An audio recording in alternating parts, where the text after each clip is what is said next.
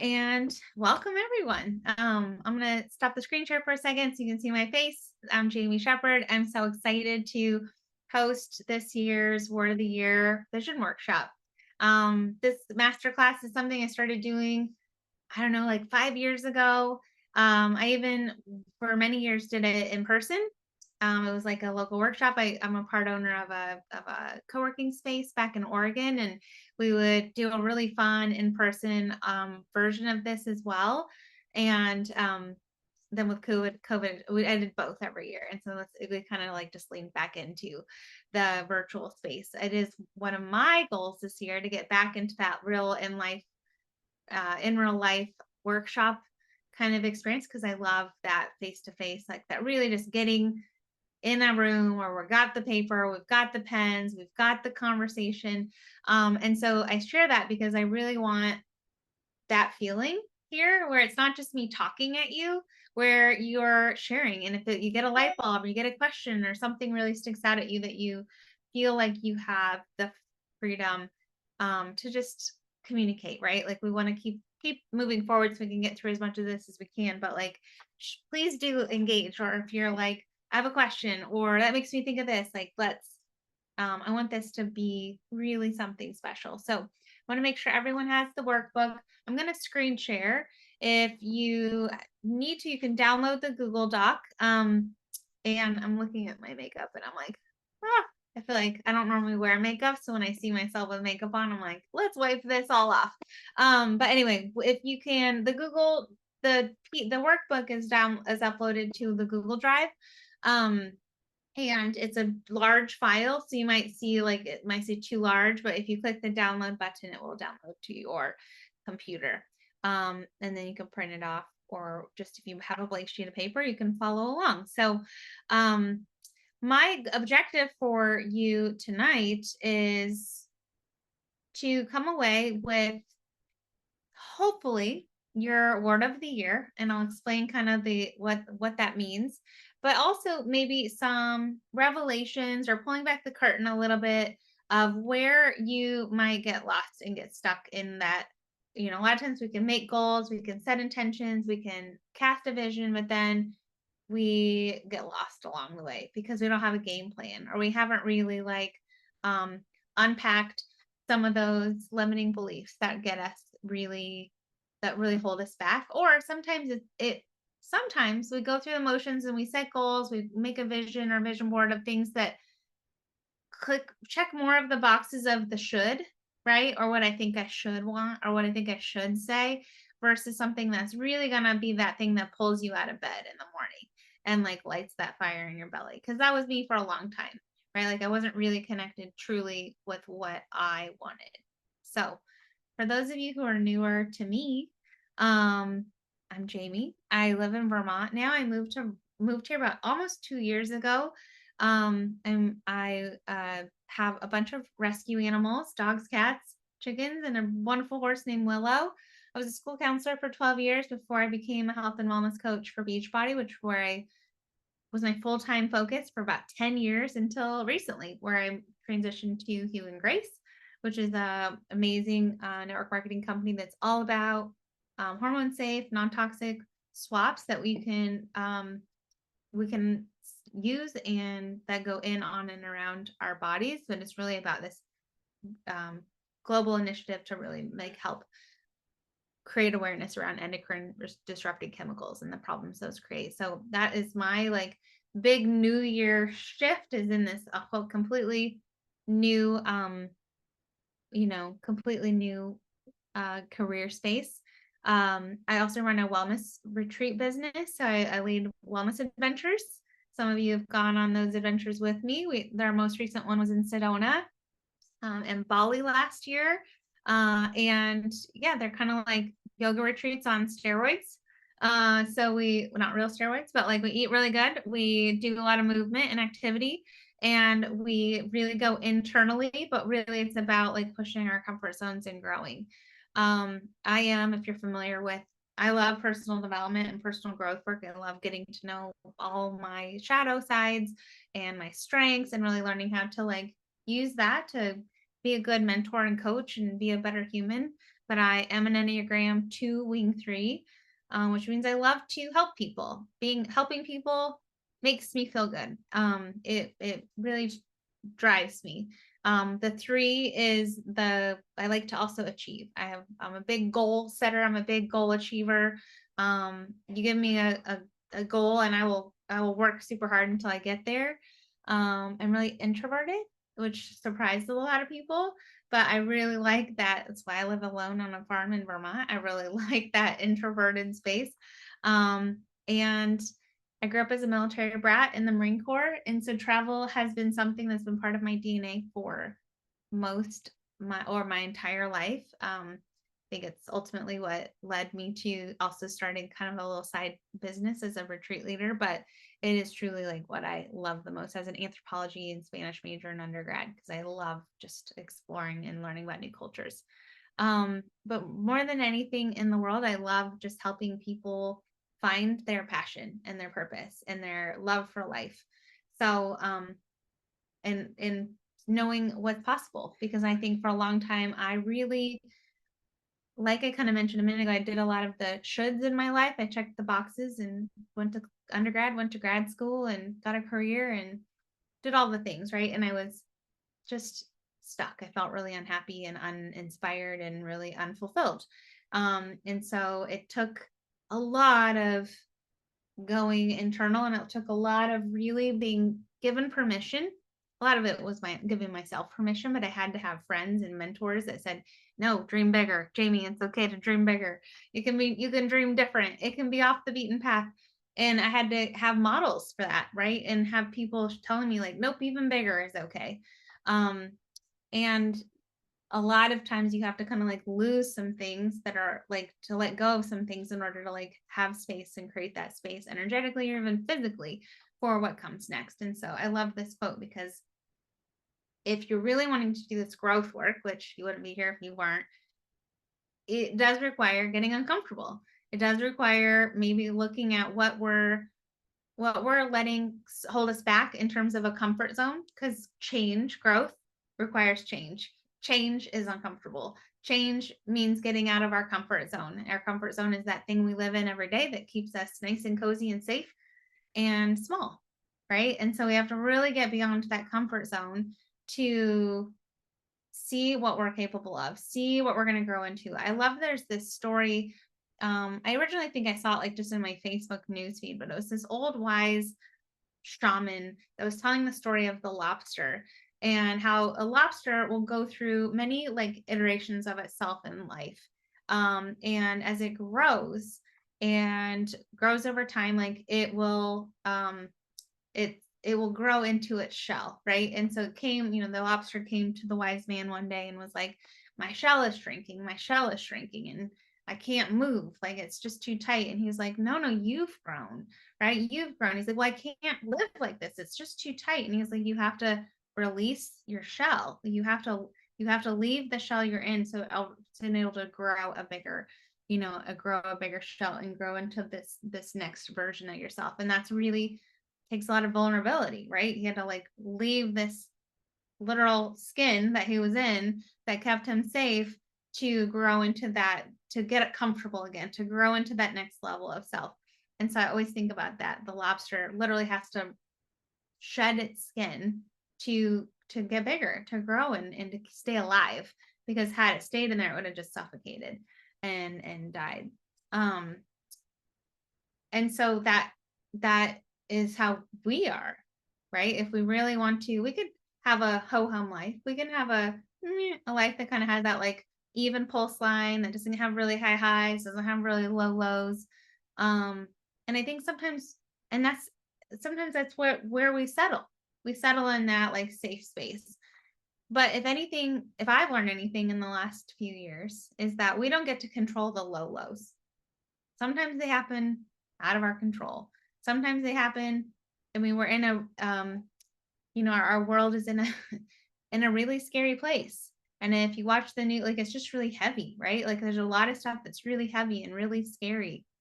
And I was talking with someone today that was like, she was saying I'm struggling so much in this place where I'm really happy in my life. Like I have all the things I've wanted for so long, but yet then the world is so, I've never been more terrified of what of the world and for humanity's sake and our government, and it feels wrong to be happy. And I was like, that's, and I feel like I live that every day. I was like, I could have said that myself. Like I feel like I live that every day.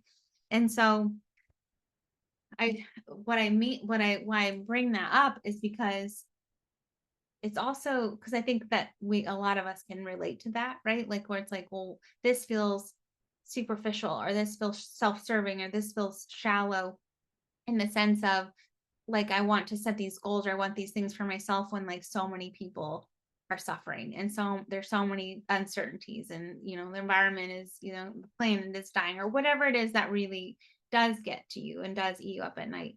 And so I offer to you a reframe of that, because I think that when I really let that consume me, because those things are really like, I want to be active, I want to be involved, I want to serve and have advocacy. Advocacy is really important to me. It doesn't have to be important to you, but it's really important to me. But I find that I'm my least effective self when I am disconnected to my inner sparkle and the things that light me up and the things that bring me true joy and love in my life. And so I have to do that internal work, right? I have to really get clear on what I want, and like cocoon myself in a lot of ways to be joyful and to have fun and just to be really grateful and be grateful for the beauty that is in my life. Sometimes that means putting blinders up and not watching the news, or turning off my news feed, or whatever. And once my cup is full, then I have more energy and I have more magnetism. I have more tools in my tool belt to go and make that bigger impact and go beyond myself to the impact I want to make on the world. But when I'm really overwhelmed by it and I let that paralyze me and shrink me and dim me, then I'm ineffective for myself and the world. And so I wanted to offer that because I feel like it's something I've heard a lot. It's something I've had to really struggle with. And I think sometimes it can be this disconnect, whereas we look at, I want to set goals. I want to have, like for me, achieving high in my career has always been something that's really important to me. When I was from early days, like I've been a waitress for 20 years. I was a school counselor for 12, like, in my, my wellness coaching. And I always have wanted to be good at what I want to do. And sometimes when I share that online, it feels tone deaf almost because of the heaviness that so many people are living with. But I also have to remind myself that it's okay to find the joy in the things that really matter to me, because me being successful in my career means I can be more impactful to the world. I have more finances to donate and to support. I have more reach and impact and influence. I have, things like that. So that's just my personal example. But I want to, what I don't want is to be unable to make a difference in the world. What I don't want is to be so, like, my empath heart to be so consumed and paralyzed that I'm ineffective in my work, right? And so I share that also because I feel like sometimes, and if you are like me, like I found it really hard to really know what I wanted, especially when I was kind of like drowning in life as a school counselor and a waitress. I was working 90 hours a week, and I just needed a break. I just needed a break. I just needed something. I needed to win the lottery. That was what I prayed for. Can I just win the lottery? I just need like a life raft, like some sort of Hail Mary here from God that like just pulls me out of this swirling, like drowning. Does anyone ever felt like they're just drowning in their adult life and it just like they can't catch the break?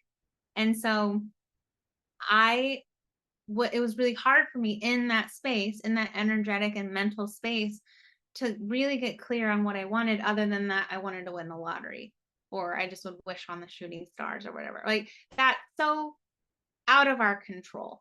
Like we have no control over winning the lottery.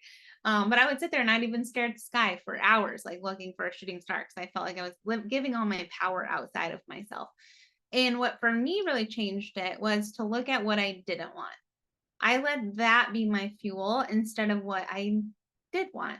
And it helped reveal what I did want, right? What I do want. But I found that the goals that I was setting weren't really finding their own traction. And so I let the discomfort really propel me. So for me, that was waking up to an alarm clock to get to school. That was like a 5:30, 6 o'clock alarm clock. That was like a pain point that I hated. I loved waiting tables for a long, long time. And then I got to a point where it wasn't fun anymore. It was like this heavy weight. I just was like, I don't want to do this anymore. This isn't my end game. Why am I 12 years into my career also still having to wait tables nights and weekends and begging time off from my second job just to have a break? Like that was my pain point, right? It wasn't even just the job itself, it was what it represented in terms of my lack of freedom in my life. I didn't want to have to beg Troy for a day off from on my weekend from my career, right? And so, or my summer break or whatever. It was like wanting to buy the organic strawberry after I learned what like the dirty dozen was, like, and realizing like I couldn't afford to buy an organic strawberry.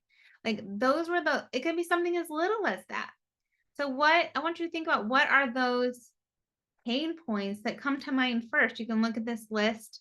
It could trigger something, or maybe it doesn't. Maybe you've got your own where you're like, yeah, I know exactly what you're talking about. It can be that Groundhog Day pattern in your life where you're like, oh, it just feels so heavy and you just feel the resentment. Or maybe it's envy. Maybe you look at something else and you're like, I want that. Okay, that can be a clue. That's a trigger. That is a guide. And we'll look at this more, but I'll pause there. So I want you to jot down or even put in the chat, like if something comes up for you, like pay attention, like grab hold of it. Don't let it fly back out of your brain.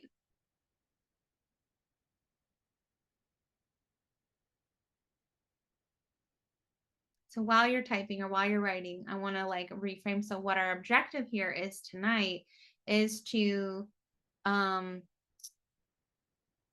away with a really clear idea of what you're wanting this year to be full of. Okay, we're going to use this to inform what we're turning away from, but we're leaning into our goal. Our objective will ultimately be to focus on what we do want, and this is going to be kind of the peeling back the layers of the onion to get there. I do that through the lens of a word of the year, and I then create my vision for my health, my family, my career, my faith, my hobbies, my relationships. I let that go through the lens of my word of the year. And rather than just making a generalized vision board, I pick a word of the year and I let that word of the year really give me clear focus, right? So my word of the year this year, because I've already done this work so I could lead this workshop, is love.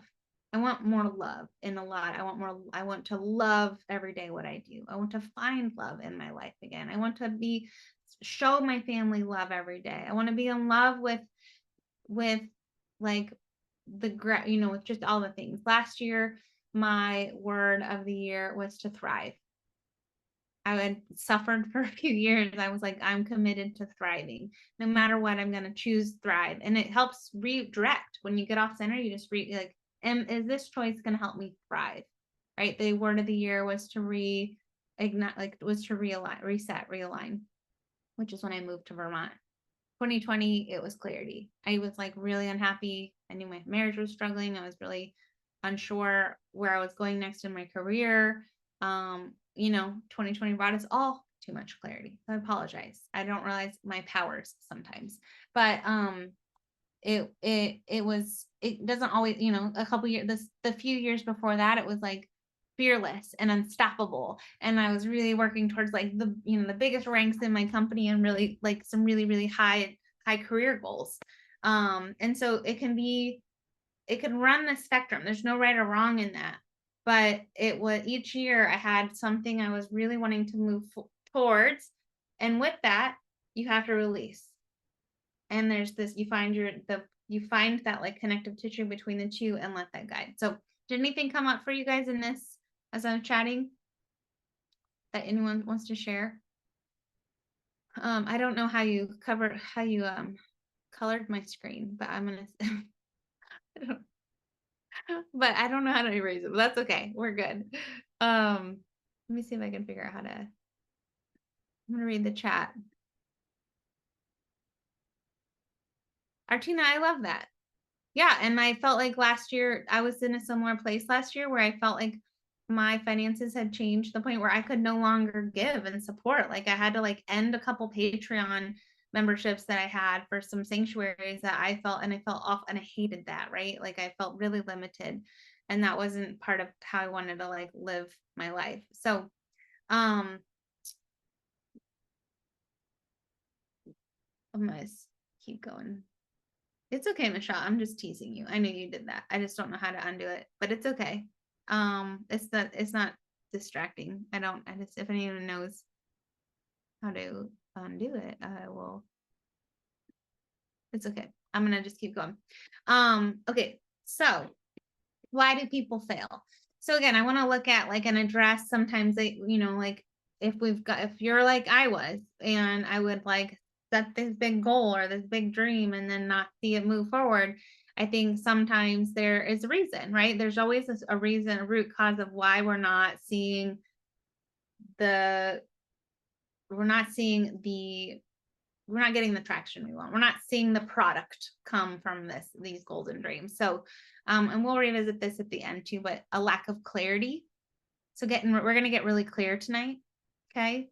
Um, a lack of emotional attachment.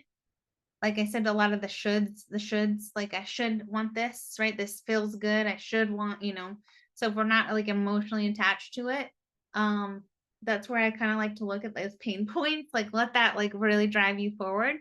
um does it burn you up? Is it going to be the thing that on the day where you're unmotivated and you're discouraged and you're tired and you're burned out, is it going to still pull? Is it going to be bigger than that?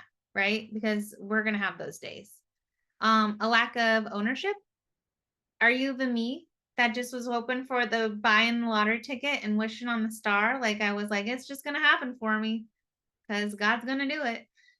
Versus like recognizing like I gotta be the one that's like got the elbow grease into this. He will help me do this, but I have to earn it. Okay. Lack of action steps.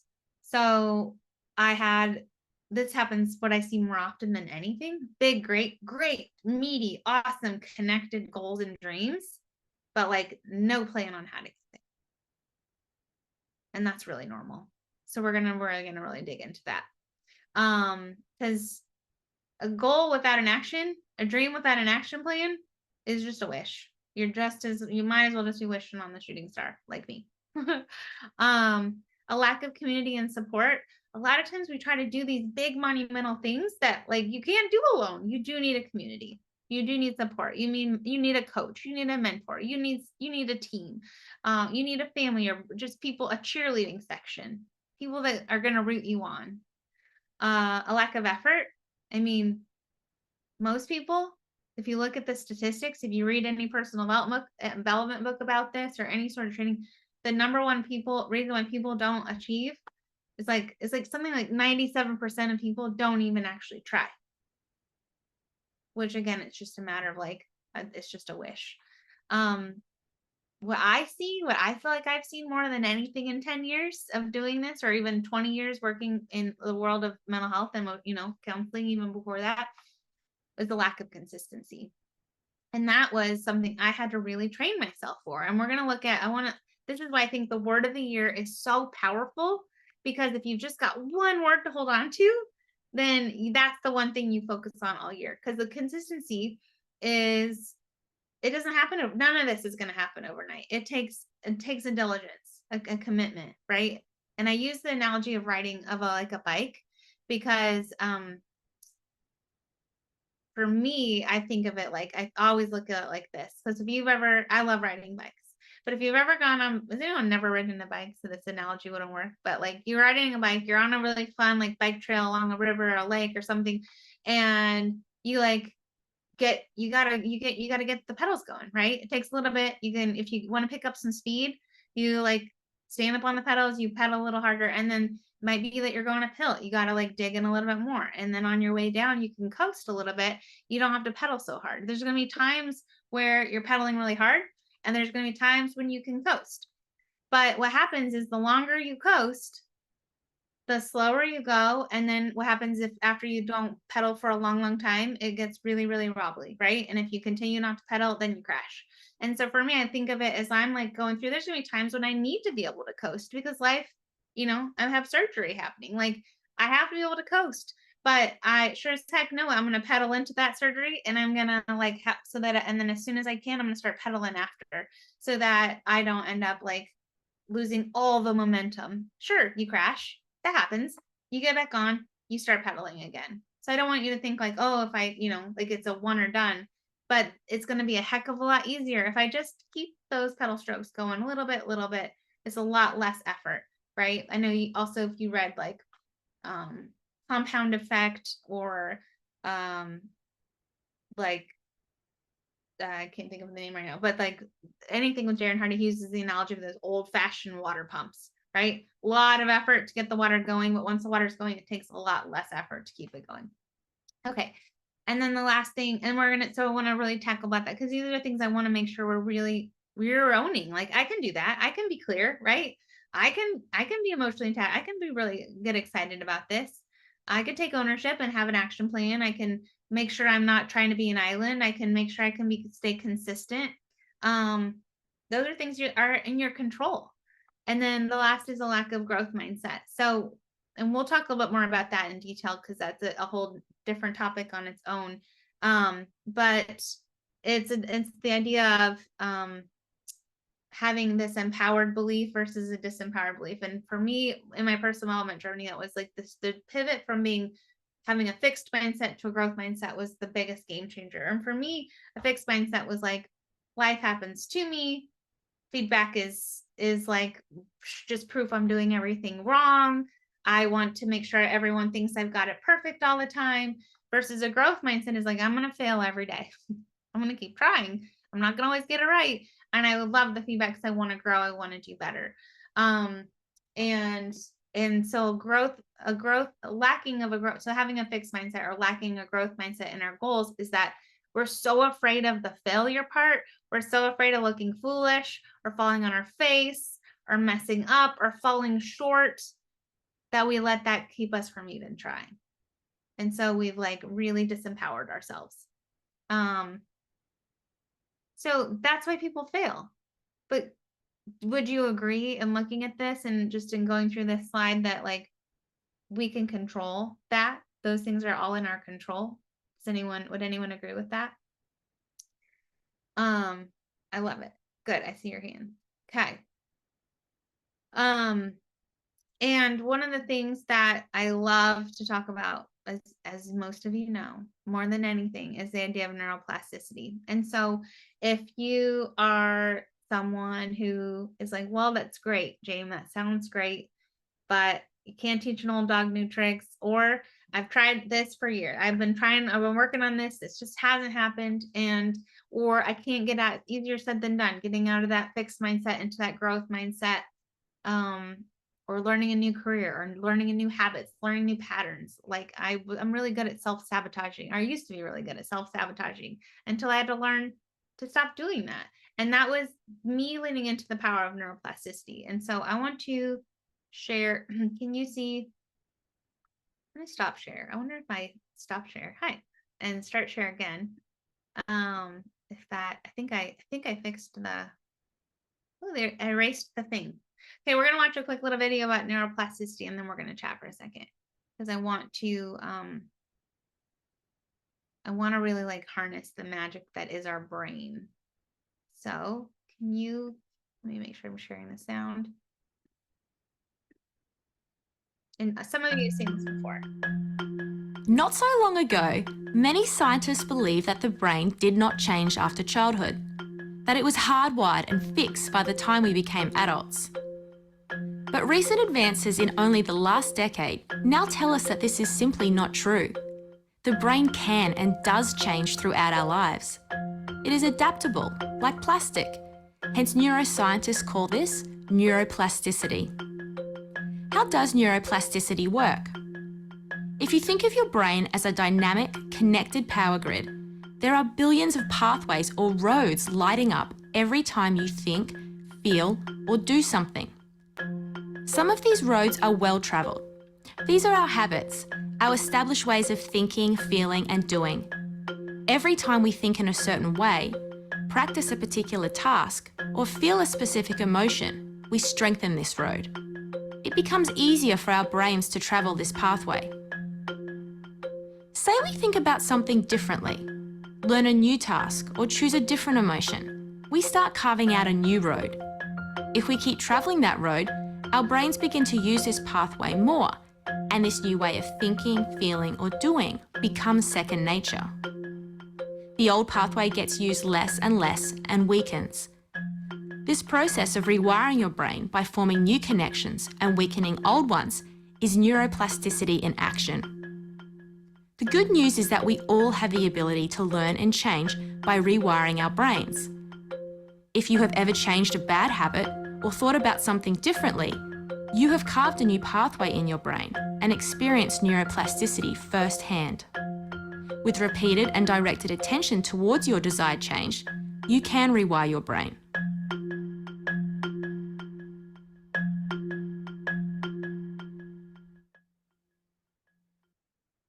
Okay. So before we move on from that, has anyone had an experience where you feel like you can't, like you've had like a living experience of neuroplasticity in your, as an example in your life? Like, who has felt like they have a, something they would want to share that they could share with us that you're like, I couldn't do this before, but now I can. And it was really hard, but now it's like second nature, and it wasn't for a while.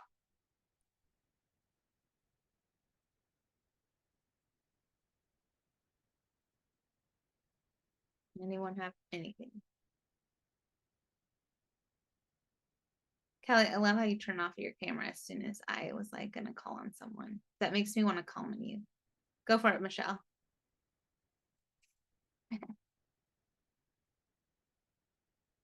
You gotta unmute yourself though.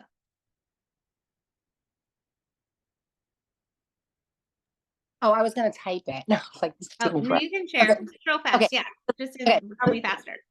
Okay, so this, yeah, I was like, oh God, it's gonna be forever. Okay, so this is really embarrassing. But I dated somebody like 3 years ago, and he vaped, and I was like, oh, let me taste it, and I didn't inhale. Well, now it's like, I was like, it tasted so good, and then I got to the point where I was like vaping like more and more and more, and then I started sleeping with it, and if I woke up in the middle of the night, I couldn't find it, like tearing my bed apart. So we broke up, and I said, that's it, I'm not vaping anymore. And then I saw memories pop up on Facebook that we had been broken up for a year, and I was still vaping. And I was like, oh, that's bad. So it was hard. I put it down. And the hardest part was like when I was like going to bed or when I was in the car.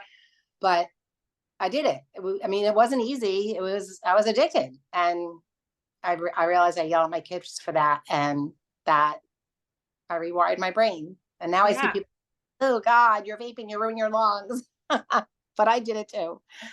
So, well, no, I think that's a perfect example. Thank you, Michelle, because it's like adding addiction in there too. But like that is a deep neural pathway. It's a habit. It is an impulse. It is like a default. Like you just reach for something as a coping mechanism. I got in the car, I would reach for it. Yep. And a lot of times we habit stack. So you're like, oh, I have a bathroom. I have to go to the bathroom, or I'm going outside, or I'm getting in the car. And so we have, for better or worse, habit stacking. So what is something now you do in the car that you might as a replacement, do you think? Did you have to replace it with something else? No, just it not being there. Like there's still some days even now, and it's been a couple of years, that I'll reach for it and it's not there. So I'm like, oh, it's not there. So I did not have to replace it. I just had to say to myself, no, you have to stop, Michelle. Like you've been saying you're going to stop for a year. Like that's a long time. So yeah. I stopped. But then this past Dana being in the hospital has been hard because my son vapes and he would go out and I'm like, but I didn't do it.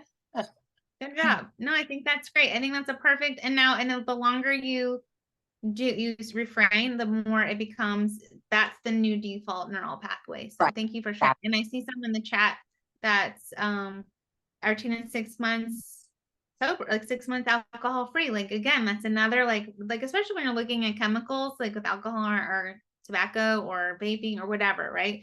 That as a whole, that changes the chemistry of the brain, not just the neural pathways. So it's like a double whammy. So I think that just deserves like Jay is a smoker, like, or was like, those are huge wins. Huge wins. But that shows that like the longer you go, right, the easier it gets, because you're just in this, your brain is regenerating, your brain is creating new neural pathways. But then you even, there's the little triggers. You can even feel like that little twinge, and that's that old one. It's still there, it just shrinks and shrinks. And so it just takes some time. One of the, let me get back to this. Can we see the, are you good? Can you see my screen again? The workbook again? Okay, perfect. So I want to come back to this in a minute, but one of the things that we can be really intentional, and we're like, and have our hands on the steering wheel, right, of how we do this. And there are some specific things. It's not just something like, hey, I'm gonna create a new neural pathway today. We have to be intentional about how we create that. And that is something like giving ourselves something to focus on, right? Like setting a goal, making a vision board, writing a vision statement, which we're going to talk about. Habit formation, so repetitive, like the repetitiveness of something. Like a lot of times people like will wake up and meditate right away, or right now I'm really working on the habit formation. The first thing I do is I drink water, I take my 2 morning supplements and hydrate detox. Like I'm making a new neural pathway with my own morning routine. Or something I do is I walk to the chicken coop, I go through a gratitude list. Like that's a new routine. Like you're creating these new repetitions, right? That I'm intentional about it.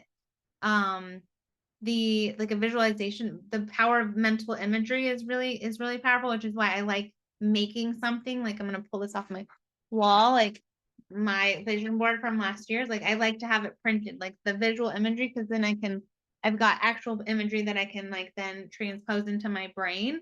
But that's where meditation can come in and really be a powerful tool, or mindfulness. And that vision statement, which we'll talk about. The mindset and confirmation bias. So and this is what I'm going to really end with here. So I'll come back to that one in a second. And then we're going back to that growth mindset and regular goal reviewing it, staying really consistent and recognizing like, hey, I might need to try it from this angle, or I'm not seeing this grow as fast as I want. Or I was just telling a new advocate today, like, I'm like, I am the queen of throwing spaghetti at the wall to see what will stick. I will try everything until and from that I'll find 10 ways that won't work for me, but I will find 3 that do, right? Because I need to like try it all on. And so for me, so going back to that, like in the book of proof, the mindset and confirmation bias, because this is where we're going to spend a few minutes here, and I'm going to stop talking and we're going to do a little bit of work. But so it says increased awareness reinforces belief and aligns actions with goals. And so if I can get really clear on all the good things, because this is the part that I love. This is the part that I'm going to geek out on a little bit with the science. So our bodies, and this is where the neuroplasticity comes up, or the Baader-Meinhof phenomenon. Our bodies are hardwired to prove us right. Okay. If I'm around there telling myself that like no one likes me, I'm a failure, I always mess up, well, it will find all of the proof out there in the world that no one likes me, that I always mess up, that I'm always failing. I could give you 20 reasons right now that I'm failing. I could give you 10 people who don't like me. I could, our bodies are hardwired to prove us right, to show us, because they want to, that feels good. Like that is just our biology's job, our brain's job. And so we can neuro hack ourselves by giving ourselves something else to prove us right on. And this is where a lot of us default as we get older. Like Artina kind of mentioned in the chat, like I used to believe I could do anything, but my limiting beliefs have gotten real as I've gotten older, because we have a longer stack of struggles and failures and proof that it's going to be hard, and areas we've fallen short, right? Like, or the cost is higher, right? The loss, the cost and benefits is higher. Like when you're young and you mess up, the cost is lower than when you're older and you've got a mortgage and you've got children and you've got debt, right? Like there's more on the line. And so that can really limit us. So what I like to, and this is what I like to do, all the foundational work, when we're talking about goal setting and vision casting is to really like neurohack ourselves to focus on all of the good things. Because I used to be pretty negative. I mean, I was always Pollyanna on the outside, but on the inside, if you could hear the hateful like diatribe in my brain of how mean I was to myself, how judgy I was to everyone else, how I always expected the other shoe to drop, like that was for a really long time. And I had to literally retrain myself to focus on all the good that I was capable of, that I was doing, that was around me in the world. And even in the last couple of years, like when I was really, really struggling and my own mental health really took a nosedive, I like all I saw was ugliness. And if we go back to the very beginning of the call, when we're looking at the heaviness of the world, like there's a lot we can focus on. But if we choose to focus on the beautiful things instead and all the great things that are happening, then our body will then conspire to continue to prove that right. And like, if we're focusing on that, then it'll want to attract more of that. And so the Baader-Meinhof phenomenon is, and I'm sure we've all experienced it. It's just a name for a funny name for what happens when, like, say you were like, I want to buy, I like my favorite car was my old car. It was a Highlander, like or like, like a Toyota Highlander, or you're like, I really want to buy like this red new hybrid Honda Civic or something. And all of a sudden you see the red hybrid Honda Civic everywhere, right? Or when Westphalias got really popular again a few years ago, all of a sudden I saw Westphalias everywhere. And but like they're probably there, but the thing is, the point is that they were always there, but we weren't looking for them, right? Or like when I all of a sudden one day I heard, this is a funny weird one, but like I heard of Harry Styles. I didn't know who he was. He's been around a long time, right? But all of a sudden, like his name came into, like I saw something about him, and then all of a sudden I felt like everywhere I saw a reference to Harry Styles. I'm like, why is everyone obsessing about who is this Harry Styles guy? This was a couple years ago, and he had been famous for a long time, but it was because he was like in my frame of reference, and then it was like my body was paying attention to any Harry Styles reference. Same with like doodle dogs, like a special breed of dogs, or a certain haircut, or when I was first starting to think about moving to Vermont, I never heard reference to Vermont ever. Maybe if I saw Bernie Sanders in the news, that was it.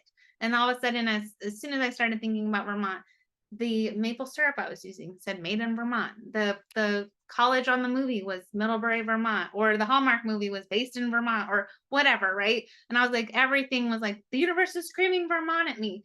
Vermont was always there. I just wasn't tuned into that. So we can guide ourselves and neurohack ourselves by telling ourselves exactly what we want to be focusing on, because we will find that abundance there. Yeah, Tracy, that's a great example and a hard example. And so, but yes, exactly. Okay, so let's take a minute, because I want to, we're gonna take like just free word association. You don't have to write long sentences. But we're going to focus on what's good. We're going to take some inventory over the last year of our life and really focus on the good things. Because if we are coming from a place of lack, we're looking at the year ahead based off, we want to take inventory and take stock of the last year. But if we're looking at all the bad things that didn't go well, all the things that didn't go right last year, then we don't want that energy to inform our decisions. So let's focus on the good things, the abundance and the things we're most grateful for. And then I'll play some music. And can everyone, if you don't have I think everyone has the workbook, but can everyone read that on the slide if you don't? Yeah, okay, perfect.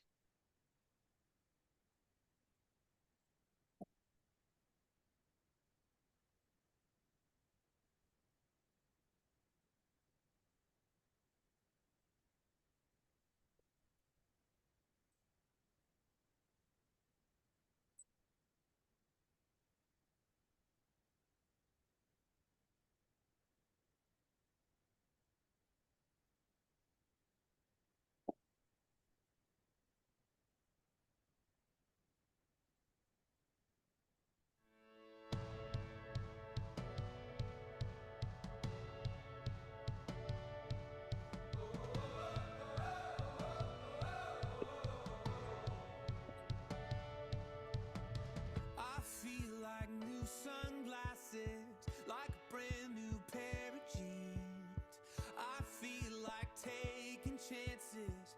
I feel a lot like 17.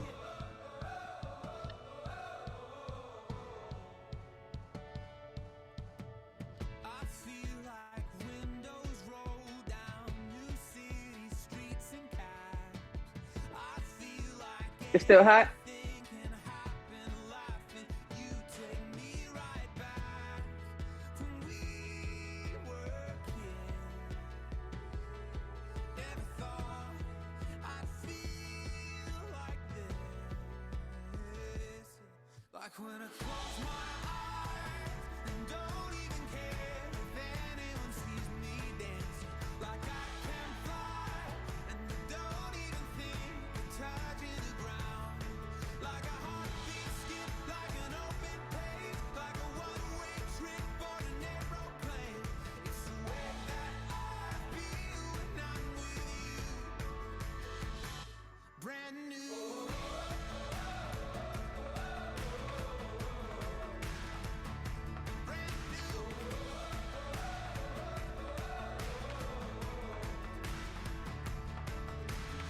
I feel like a young John Cusack, like making big mistakes. I feel like for the first time in a long time, I am not afraid. I feel like a kid. Never thought it'd feel like this. Like when I close my eyes and don't even care if anyone sees me dancing. Like I can fly and I don't even think of touching the ground. Like a heartbeat skip, like an open page, like a one-way trip on an aeroplane. It's the way that I feel when I'm with you. Brand new.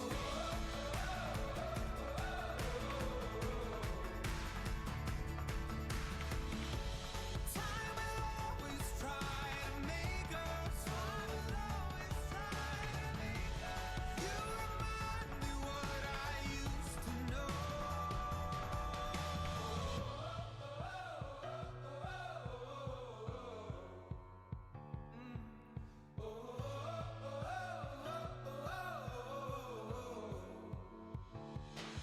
Like when I close my eyes and don't even care if anyone sees me dancing. Like I can fly and I don't even think of touching the ground. Yeah. Like a heartbeat skip, like an open page, like a one-way trip on an aeroplane.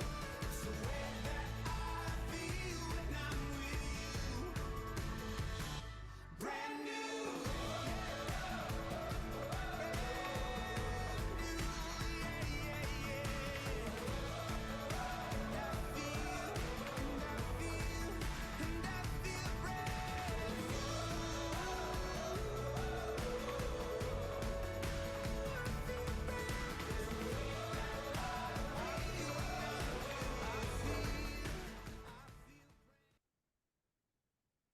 Okay.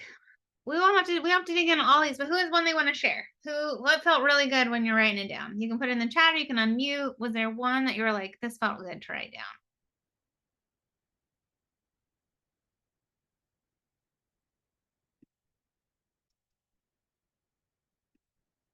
Don't make me call on someone. Hello, Hi. it's our Tina Marie. I know. Hi. I'm in here doing all the things, so I didn't have time to write, but I can answer Yeah, because I was that able sounds to. Okay, so what can you do that you could not do 1 year ago?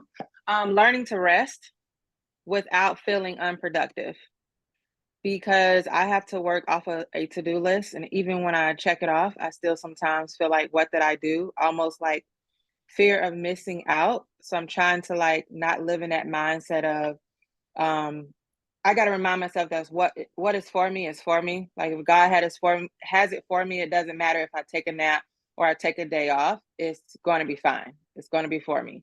So the thing is that I could not do before was rest, and now I can. Like now I fully take on like saying Mondays is my first day first day of the week where everybody's out of the house. All 5 kids, hubby, everybody's gone. I have time to myself and I just kind of like do nothing. And I feel good about it. I love it. Well, that's the key part, right? Is like, and I feel good about it. Like, is like, I Mm-hmm. love that. That's a great win. I love Yes. that's a great growth benchmark right there. So good job. And Thank thank you. you for sharing. Who else has one? We can do one more. My favorite core memory was actually starting my IT business instead of talking about it for 15 years and becoming successful, semi-successful, and staying with it and not just giving up and going somewhere else to do something. And now finding a path to potentially grow. I love that, Trey.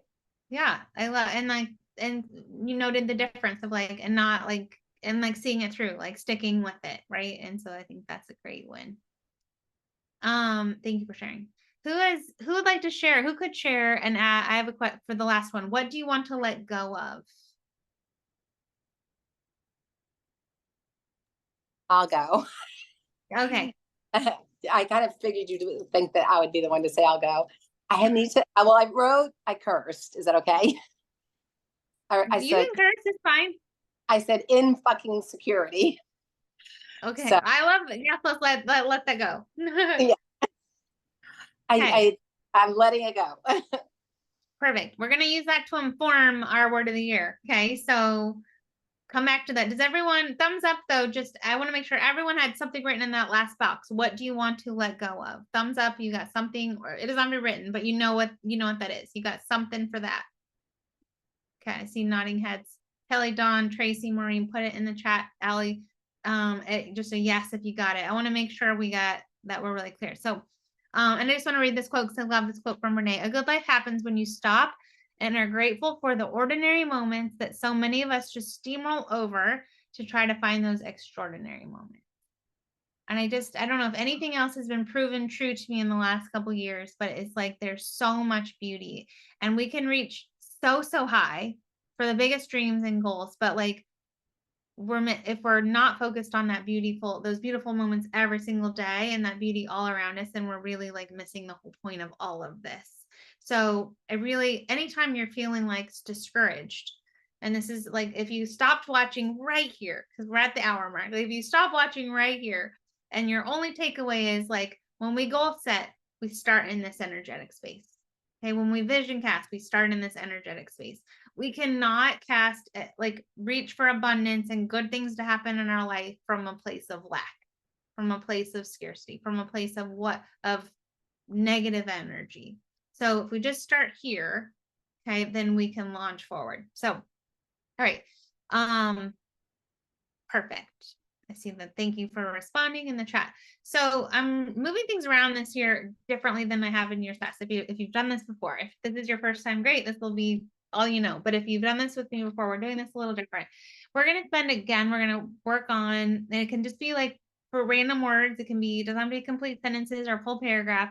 But basically what we're going to do is, because a lot of you I know through a business space, from a career space, from a workspace, and that's great whether we work together or not. Like a lot of times when we make vision boards or goal setting, right, it comes through the lens of our job, correct? Like we're like looking at our career goals, not always beyond that. So one of the best things that Darren Hardy taught me in like a lot of the work I've done with his like live your best year ever was you have to make your business plan fit your life plan, because life is a big juggling act of a lot of things, right? And if we become so singularly focused on the goals we have in one area, then everything else is going to suffer. And so we want to make sure that our goals in one area of our life also is going to be supportive of the goals we have in all of the other areas of our life. And that just takes giving it some time to decide, what do you want to have to grow in each of those other areas? If we only focus on one area and we're not intentional about growth in the other areas, then it becomes really imbalanced and we get upside down. So the bottom of this, the the cues there are figure out what kind of life you want to have first. Ask yourself these questions. Where do you want to live? What type of people do you want to surround yourself with? Do you want to work nights and weekends? Do you want to travel? How much and where? Do you want to be home for dinner every night? Do you want a short commute? Do you want no commute? That was me. What type of environment do you want to go to each and every day, and how do you want to dress? Like, that's just a small little sampling. These are some of the things that, like, again, it spoke to my pain points, right? Of like what I was wanting to move away from originally. So what do you want in terms of growth or achievement or movement in the next couple years of your life? It doesn't have to be just this year. It could be like the next 3 years of your life, next 5 years of your life in these specific areas. So relationships, that's friendships, that's partners, your romantic relationships, your just really just your work relate like just your interpersonal relationships. It can be your love or not. Physical and mental health. Okay, want to get really clear on what that looks like. Our career, your faith and your family dynamics, financial. Again, that can be, those are separate, right? That doesn't have to be with career, but they are connected to. And then your personal self. Make sure you're setting some goals around yourself and your hobbies. So we're going to listen to 2 songs here. So I just want you to like brain dump it out. And if you need to just like brain dump it out and then come back and put some coherent thought to it, then that's fine too. But we're going to just spend a little bit of time here. And if you have questions, put them in the chat. We got 2 in the front, 2 in the back, sailing along, and we don't look back.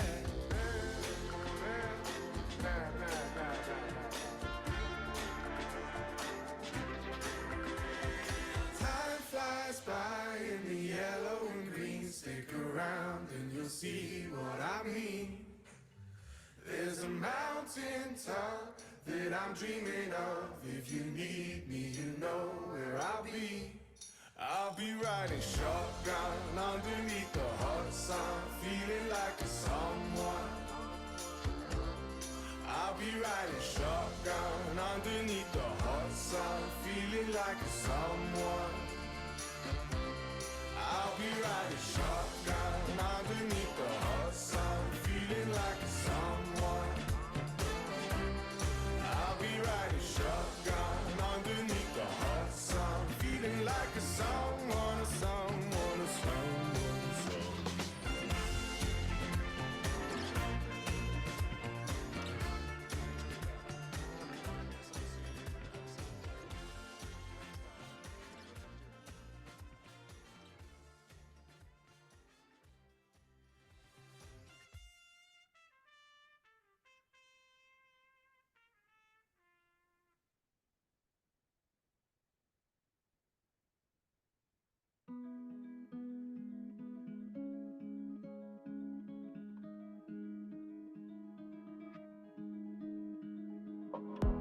There's a place I go to when no one knows me. It's not lonely, it's a necessary thing. It's a place I made up, find out what I made up. The nights I've stayed up, counting stars and fighting sleep. Let it wash over me, I'm ready to lose my feet. Take me off to the place where one reviews life's mystery.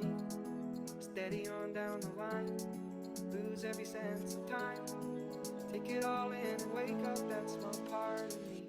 Day to day I'm blind to see and find how far to go.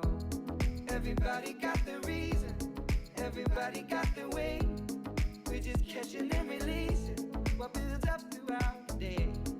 It gets into your body and it flows right through your blood. We can tell each other secrets and remember how to love. Da da dum da dum dum dum. Da dum dum dum. Da dum dum. Da da dum da dum dum dum. Da dum dum dum. Da dum dum.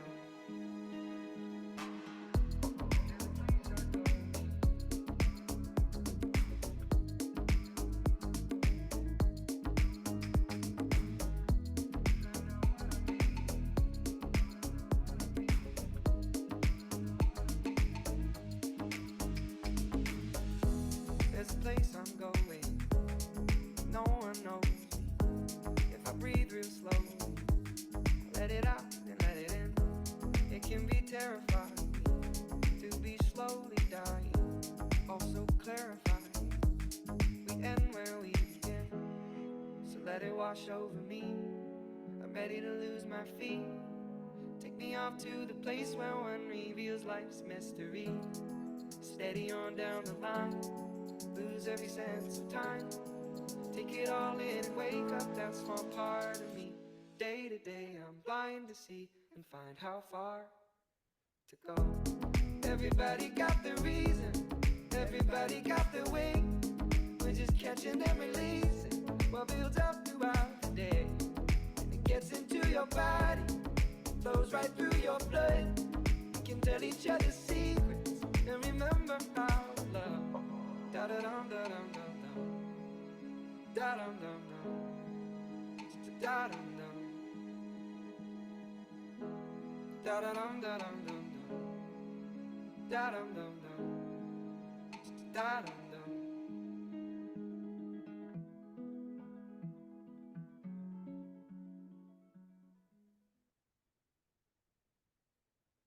Okay, so we're gonna go to this next slide.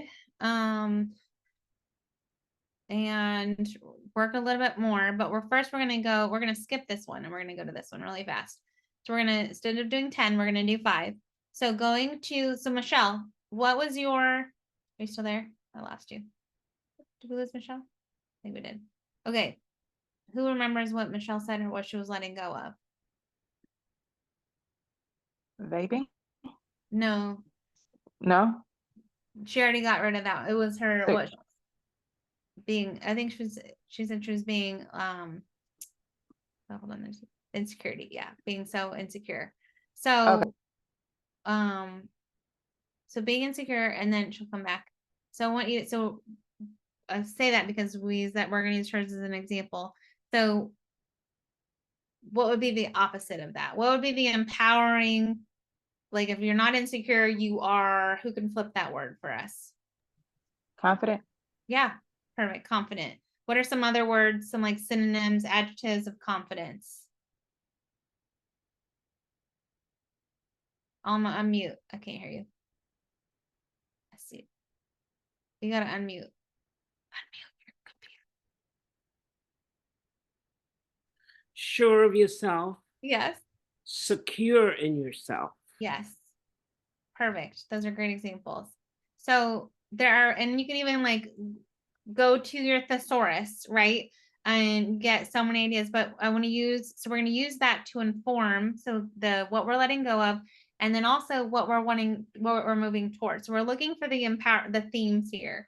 So just a second, go to this page of your workbook and just like through the lens of what you've already got down, pick 5 that like jump out at you.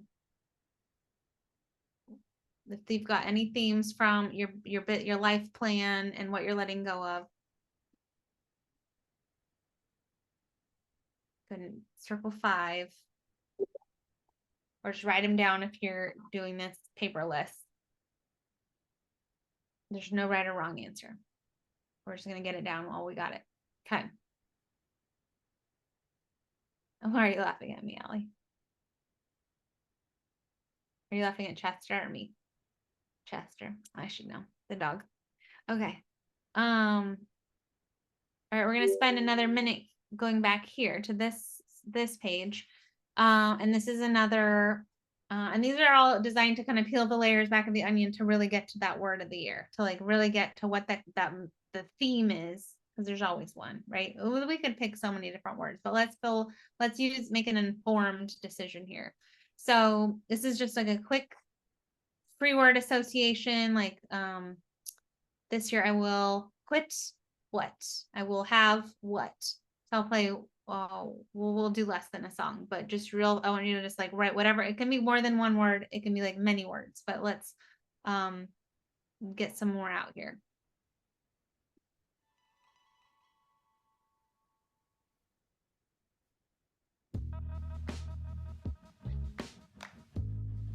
I don't want to do that song. Here we go.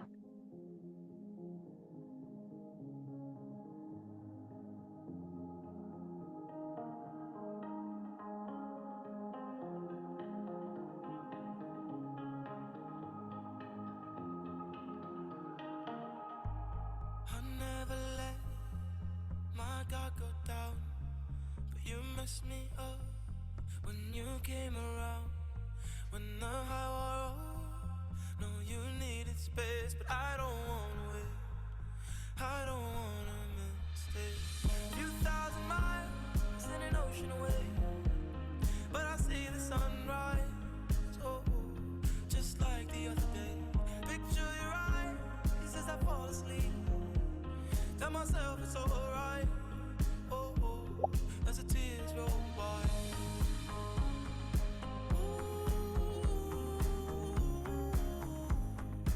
I wish I could feel your face.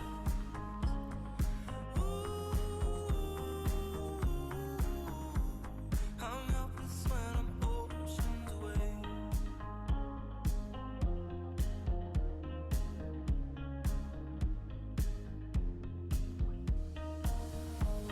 I never felt a room so still. See the future coming, hope it isn't real. I learned to fake a smile as the time runs out. I don't wanna wait, oh I don't wanna miss it. Few thousand miles in an ocean away, and I see the sunrise. Oh, just like the other day. Picture your eyes as I fall asleep. Tell myself it's alright. Oh, as the tears roll by.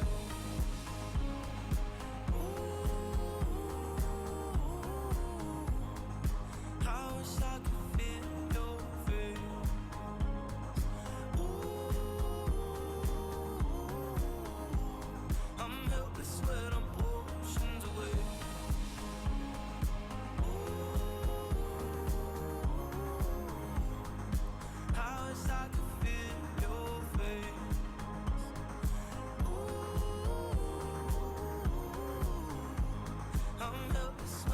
oceans away. I wish I could feel your face. I'm helpless when I'm oceans away. Oh, helpless when I'm oceans away. Oh, I'm helpless when I'm oceans away.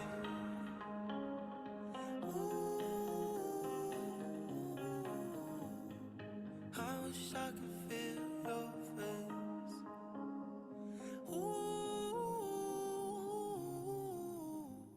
I'm helpless when I'm oceans away.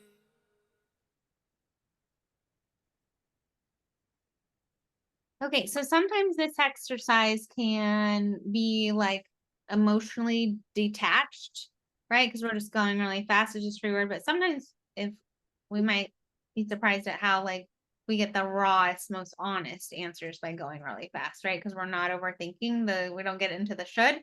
It's just like blah, something comes out and you're like, whoa, where did that come from? Did anyone have that experience? Awesome. That's what we want. That's what we want. So with that, did everyone have enough time? Okay, so we're gonna go to this next page take a look. So pick 5 more words or recircle one. Like we're gonna these are gonna be potential words of the year.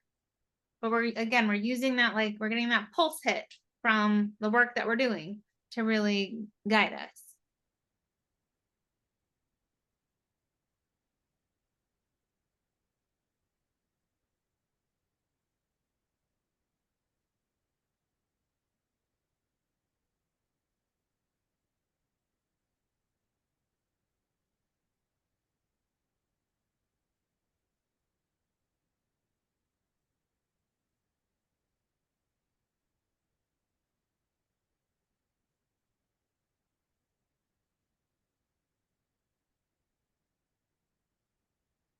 Anyone want to share a couple that have jumped out at you so far? Yeah. Oh, is someone else about to go? Okay. Can you hear me? Yeah. Okay. The first 5 was forgiveness, surrender, becoming, healing, and ease. And then his next 5 were peace, dream, align, abundance, and whole. Okay. I like those. Can you see there's like almost a theme amongst a lot of like those? Okay, so that'll be what we're looking at, right? We're gonna like really unpack that. Like, okay, where like just letting our gut guide, our heart guide, like, and no judgment, like you just pick what, let what pops up. And then at the end, we'll come back to this and we'll like find that connective tissue. Like, okay, what's the theme of this? Anyone else have one, Alma? Yeah, my first ones were align, create, power, unstoppable, integrity. My next ones, I didn't complete them, but I have power, passion, and truth. I love that. Yours and Artina's are on the other ends, like different, like hers are really like gentle and like really like calm, and yours are like really like high energy. Like I mean, there's beautiful. Like you've got some really bold, strong words, and hers, Artina's were like really tender, almost like, so I love it. So pay attention to that. That's part of the work. Okay. So we're going to keep going. And again, this is stuff we're going to move through the next little bit a little faster. But this might be where, because I want to make sure you kind of understand this section, but like we could really spend 5 hours doing this together. And I know like none of us have 5 hours tonight, but I want to make sure we have a little time to go through all of this. So, okay. So we're looking at like who we want to be, what we're wanting to achieve, what growth we're really aligning with for our life and in all these categories. And this is like the most powerful thing that really, like, if you zoom out, like, are you equipped? Like, who has a really big, scary goal? Like a big, huge, awesome. Allie, what's one of your like biggest, like scariest, like audacious goals? To retire my parents. They're retired, but like buy them houses, take care of their retirement. Perfect. So like if we're like, I love that, and that's beautiful, and I love it, and we're gonna do that. But who do you need to be able to do that? Are you that person? Are you at that skill set, that ability level, that performance level to be able to do that for them now? Well, I'm not doing it currently, but I believe in myself and my abilities. Yes. No, we're not talking about Yeah. belief, but maybe it's belief. You've got the belief, but like, But I'm sure that there's some skills yeah, to learn along the way. yeah, I Yeah. love it.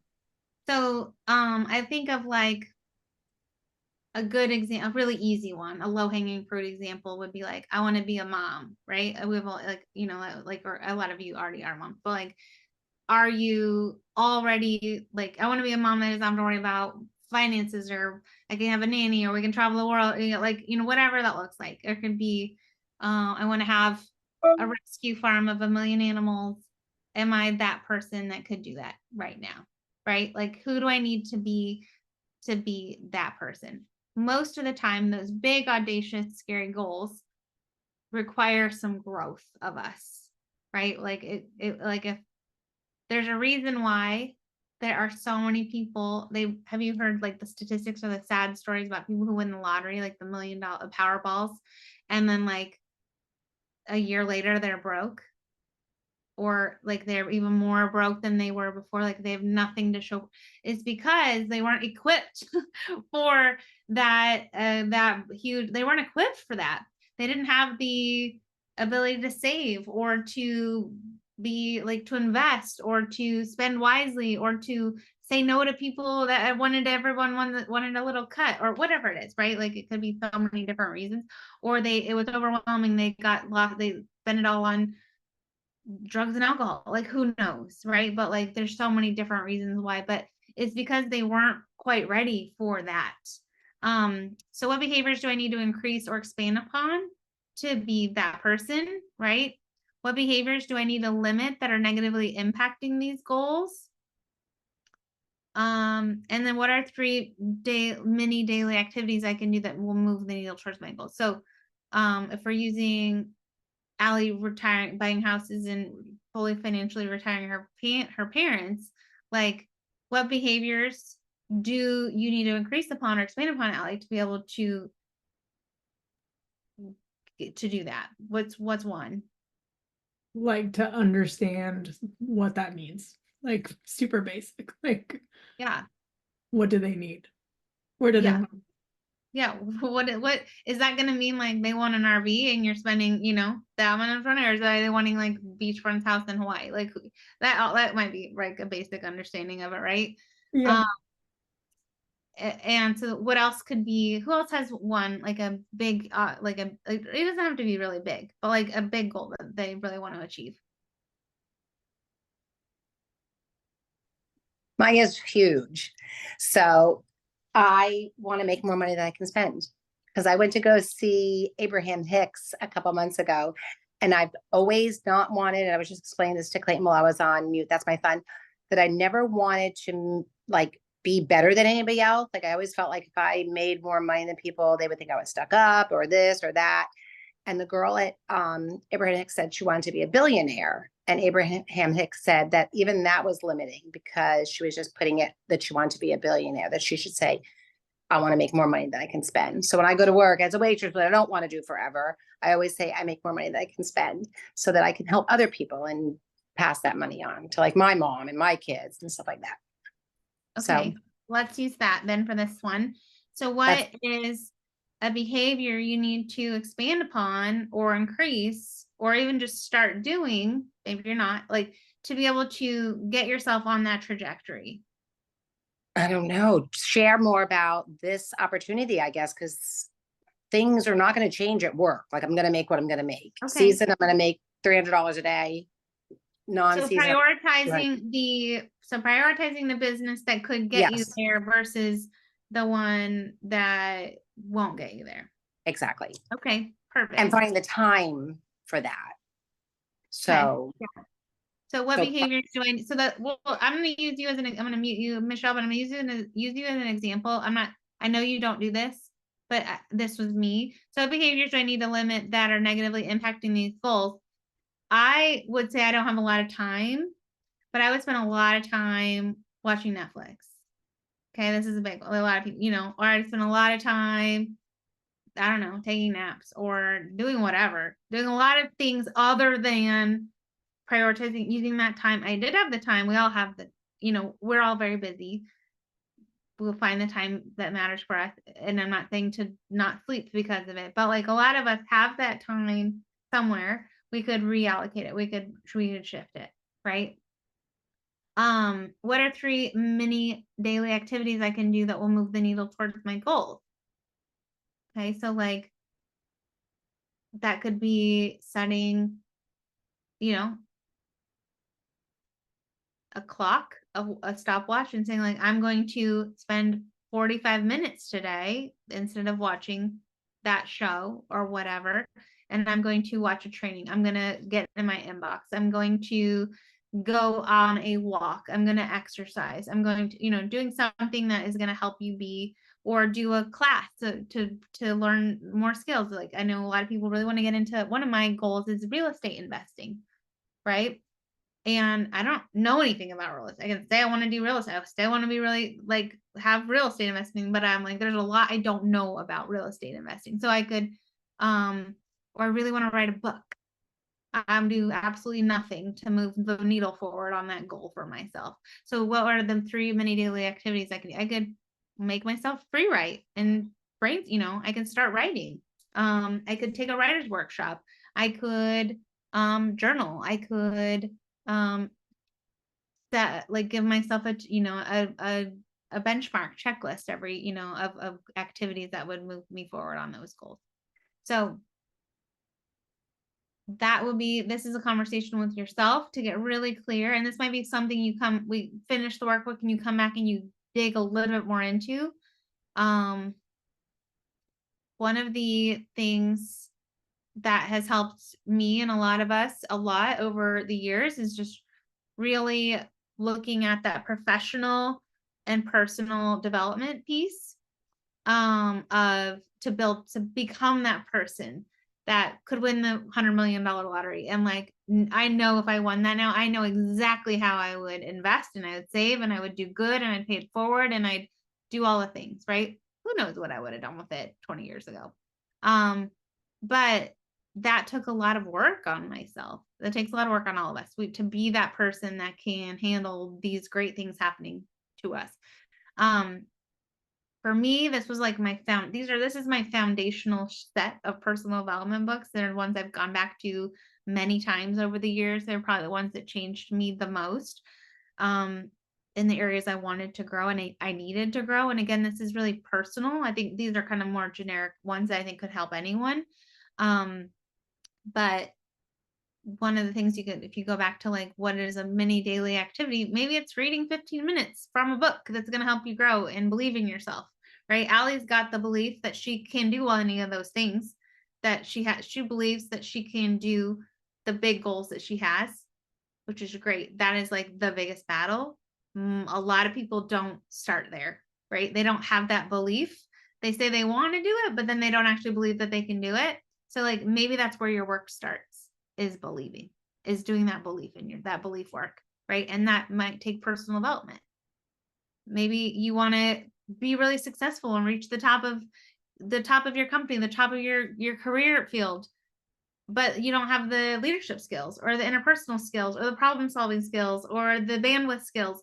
And that's where your work needs to go. Maybe you struggle with figuring out what it is you want, or that you're worthy of it, that you're deserving of it. Maybe the magic of thinking big, or that you give up before when you don't see it all happen right away. And that's where the compound effect comes into play, right? These are just my favorite recommendations. And if you've got other books to add to this, there's so many over the years. I think this would be, if I had to go back to the ones that helped me earliest on and the ones that moved the needle the most, it was these. Okay. So, if anyone is, so I wanted to also offer some extra, oh, wait, which one was that, Artina? I missed it. Oh, I love that book. Super Attractor and Gabby Bernstein is a really great one for a lot, like just especially like belief and knowing that like a lot of this work kind of stems from the influence and what I've learned from Gabby Bernstein over the years around like the universe having your back, and like the fact that what we believe in, what we're focusing our energy and our thoughts on, we will attract more of that. And that's where that gratitude and those abundance work comes from. So I wanted to offer this in here too. This is a new kind of addition this year to this work, because again, I want to make sure you have all the tools to be able to like move the needle forward on this, and not just like throw some stuff on a vision board and then there's this big Grand Canyon of limiting beliefs or mindset work that's going to hold you back. Okay. So I wanted you to have some extra tools in the tool belt, so to speak. So one of this is this, and this is a newer area for me that I have learned a lot about over the years, but I like kind of like faked doing it. I never actually like did the work. I like, yeah, okay, I like did the trainings, but then I didn't like get uncomfortable with the contrasted clarity statements. And this is a way to really like tackle that growth mindset or the disempowered beliefs, those limiting beliefs, those like beliefs that like I'm not good enough, or I will always fail, or I don't deserve this, or no one likes me, or whatever that disempowering belief. So and it's all going to be they're all going to be different. So we're going to brain dump for a minute. Like here's some examples. These might resonate with you and these might not, but like things that the contrast statement is like the negative thing, the thing you don't want, the thing you don't like in your life, kind of that pain point. So like, I hate living paycheck to paycheck. Raise your hand if you're like, yep, I can relate to that. I hate living paycheck to paycheck. A belief that you'll never get out of debt. I felt like that for a long time. And that was going to be my truth. I had $100,000 in college student loan debt. Like I did not see myself ever getting out of that in my lifetime. It takes too long and it feels too hard. That can feel, especially if you're digging into the entrepreneurial world. Yeah, that it can feel really, it takes too long and it feels too hard for sure. It can be really discouraging. This is one a friend offered, like my kids only care about their iPads. Like that fighting of that technology of like, like really building those connections with the kids. I hate my job and I'm stuck, but it pays the bill. Like that kind of complacency, like, well, what are you going to do? And this is adulting. We're too busy to travel. Like there's this like disempowered belief around like, well, I would love to do that, but, you can put travel in for anything. Like, oh, that would be nice. That's nice for you. Or that would be nice. But, I live in the real world. or if we're looking at comparison, right? I'm not inspiring or as good at this like others are. A lot of us get in that comparison zone, and that can be really a really nasty self-fulfilling cycle. So the clarity statement is the thing you do want or like. So we're tapping into that neuroplasticity, and we're offering ourselves a reframe. And again, this is really personal work. You have to do this. You can borrow this and this can inspire you, but you really have to make sure you're getting really clear on what it is. So I hate living the paycheck to paycheck is I have 50,000 in the bank saved. So here's the thing about the clarity statement is it's not going to be true right now, but we're reprogramming our brain. So we're getting really clear. Again, it's that visual cue, and we're getting really specific, which is for me, I feel like is the key to that visual cue is being really clear on what you do. So I have 50. How clear is that? I have 50,000 in the bank saved. That is a really clear visual, right? Doesn't that feel, if you had 50,000 in the bank saved, would that feel very like an exhale? Like that feels really secure. It can be whatever. That's just an example of it, but your clarity statement could be, but it's you're stating it in the affirmative, you're stating it in the present, you're stating in the positive, like it is a good, you're focusing on the good words, the positive words, the empowering words, and you're stating it in the present as if it is already your truth. Okay. And you're really specific about it. So I'll never get out of debt. Instead of letting that be our all-consuming thought, it feels incredible to be debt-free.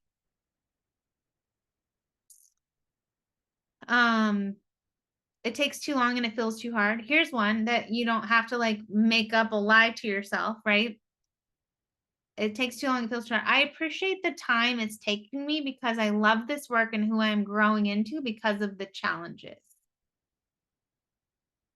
So just a reframe. It doesn't have to be something that's in the like a future tense, like like it's 50,000 in the bank. That's going to take a minute, but you can truly like reframe and offer yourself a different perspective in the moment, and it can immediately be true.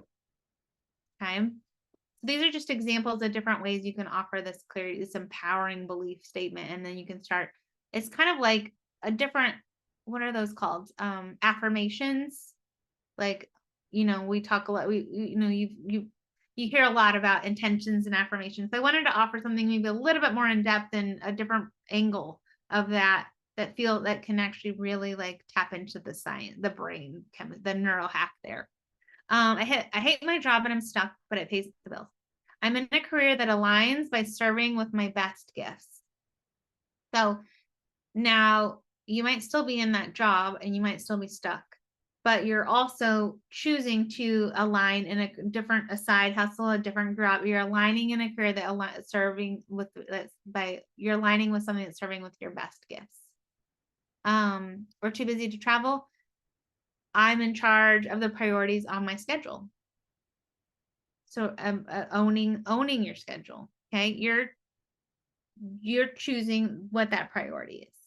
Okay, so anyway, this is an example. Some helpful, so as we're looking at those, the wording of the clarity statements, sometimes people feel they get really stuck and they can't get past in their head like the traditional like I am statement, right? Because there's this logical part of their brain that won't let go of the fact that that is not true right now. I can't like I am financially free. Like where the trick is, the neural hack is that we're manifesting, or we're really like retraining our brain to believe a different reality. But sometimes the logical part of our brain just really can't let go of the fact that that's not true right now. Okay, so, and that's okay. Some people can own it, and others we get stuck in that, and that's where I think some of that disconnect that we fall, this process falls apart for people because we can't get into that neural hack. So some other helpful ideas of some word choices that we can do that might feel a little bit more authentic to you. Okay, I'm willing to believe. Isn't that different than saying I am or I believe? Like I'm willing to believe. I'm willing to do the work to believe. I'm excited knowing. I am working on. I'm a person who it is possible that I'm in the process of like, see how these can be true right now. We don't have to like be lying, like get stuck in the second, well, this isn't true right now. And so these are all, I am becoming, I'm open to thinking, I love knowing, I am committed to, I spend my time, and I have. So we're gonna spend one song. I want you to do some of your own contrast, and even if you just like do a couple, but we're gonna go through the actual habit, the process of, and this helpful vocabulary is at the bottom again, it's just a little smaller. Okay. And then we're gonna start wrapping up soon. But this is a really great place to go and an exercise to go anytime that you feel like you're getting really stuck in that limiting belief space. Okay. That like negative thinking loop of not seeing where your hopes and dreams are and turning into reality. So go ahead and what are those contrast statements that hold you back?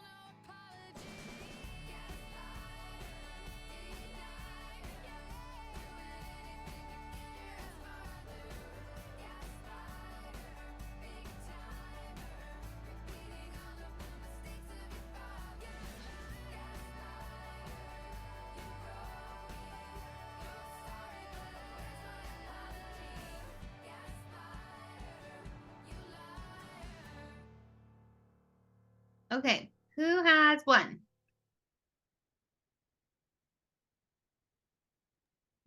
Who has one? I do. Go for it, Artina. So I don't have enough time to ever get what I want to get done. Okay. And my statement to myself is that I can make time just like I make time to watch Netflix and pointlessly scroll through IG. I do have the time. Okay. How does that feel? How does one feel saying to yourself versus the other? I don't have time. It's just saying maybe it's not a priority for me. It's Mhm. like, just coming to that conclusion. Because if it Yeah. was when I want to do something, I do it. Yeah. And while I am trying to be okay with watching TV, because that goes back to that rest thing, like I sometimes feel guilty when I binge watch because I just when I say I binge watch hard. I've been there. Nothing else. Yeah. And when I pointlessly scroll Instagram when I could be doing something more productive, it's just a difference between scrolling to be inspired and a little entertained versus just getting so like caught up in Yeah. this false reality. So it just makes me feel like I'm more in control Yeah. of my time and saying this is important to me, if that makes sense. Yeah. No, it's perfect. I think it's like, yeah, you're pulling out that. Well, I think anyone is going to feel more empowered when they feel they are in control of their life, of their time. So I think it's like tuning into the energy of that. Perfect. Who else has one?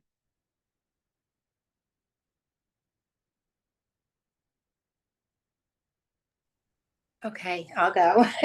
So my thing in life is as soon as I start to share about Hugh and Grace or anything, people are like, oh, MLM and blah, blah, blah. You know that what I had with my yoga teacher. So I said, I can never get people to order. As soon as they say MLM, I cower. And I wrote, I cannot keep up with all the inbox messages. So I that's love what that. I love that. That's a perfect. Yep, that's a perfect grouping because that's a lot more. Look at that smile that just came on your face. I know, right? Yeah. So The other one was like, yeah, I can't keep up. perfect. Yeah. I love Thank that. Tracy or Allie, do either of you have one? Or Alma? I see you on mute, Alma. Yeah, I have one. Um, I hate that my husband can't travel with me anymore. That's my contrast, and my clarity is I'm glad that even though he can't travel with me anymore, he's okay with me traveling without him. And that makes it okay for me to travel. I love that.